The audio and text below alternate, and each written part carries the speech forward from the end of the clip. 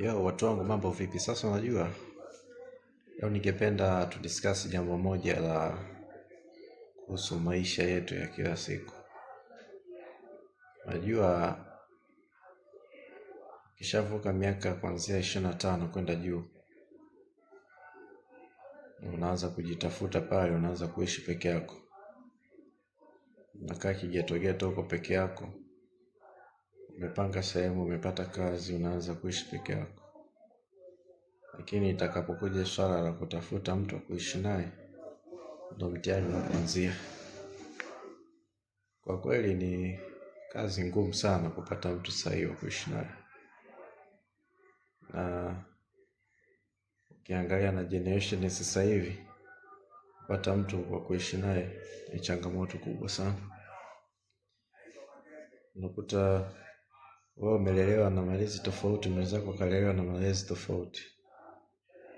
Sasa kukutana na kuwa na vision ya pamoja inahitaji kwa kweli msaada wa Mwenyezi Mungu. Aweze kukuonesha, je, huyo mtu ambaye naenda kuishi naye itakuwaje kwa upande wangu? Nitaweza kukabiliana naye? Nitaweza kukubali yale yote ambayo yana madhaifu yake na kukubali?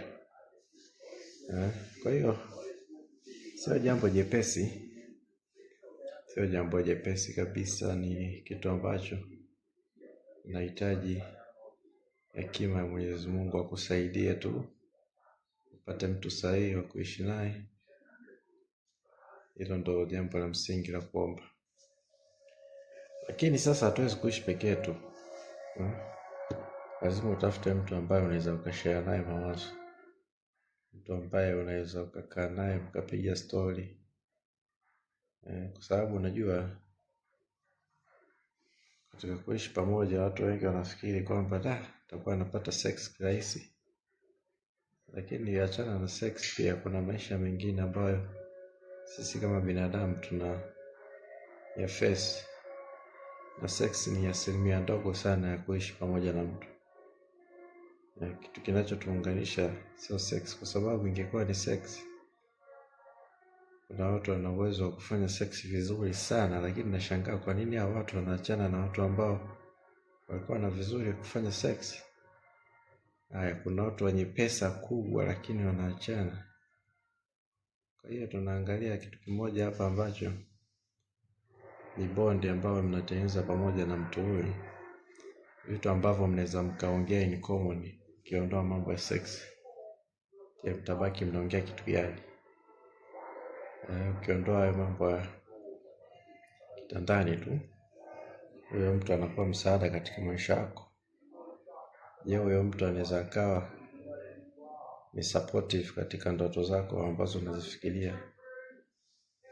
Alafu unajua unaweza ukapata partner ambaye ni mshindaji katika yako. Sasa unakuta wote mna malengo tofauti. Una malengo haya, mwenzako ana malengo haya. Sasa hiyo kwa kweli ni very big challenge. Sijui tunatokaje hapa, lakini all in all lazima tuwe na partner ambaye tuna share vision moja. Kupata mtu ambaye mna share vision moja ni rahisi kufikia malengo na kukaa sehemu na kudiscuss vitu ambavyo vinaendana kimawazo. Kwa hiyo ujumbe wangu wa leo bwana, hapa nimekuja nikasema nipige story na wenzangu, niambie kuhusu hili swala ambalo linanifikiria kichwani. Tumaini hata naye pia ulikuwa unafikiria kipindi huko na umri kama kwangu. All in all, tumuombe Mwenyezi Mungu atusaidie tuweze kupata watu sahihi katika maisha yetu. Kupata watu sahihi katika maisha yetu ndo kitu pekee tu tunachopaswa kufanya. Just kusubscribe please, naomba subscribe. Naweza tukawa tunapiga story 2-3.